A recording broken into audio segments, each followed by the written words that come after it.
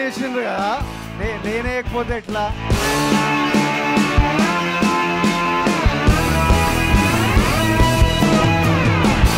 కథ విన్న 15 నిమిషాల్లోనే నువ్వు ఓకే చేశా. మిడిల్ క్లాస్ ఫ్యామిలీస్ కి సంబంధించిన కథ. I'm so happy to be here. I had to make it special by celebrating it with you all. మన నుంచి ఓ స్టార్ వస్తే ఎట్లుంటది అలాంటి సినిమా. మన ఇంటి నుంచి ఒక తిక్కన కొడుకు అయినా ఒక ఫ్యామిలీ అంటే ప్రేమ, ఒక ఫుల్ ఎంటర్టైనింగ్ ఫిల్మ్.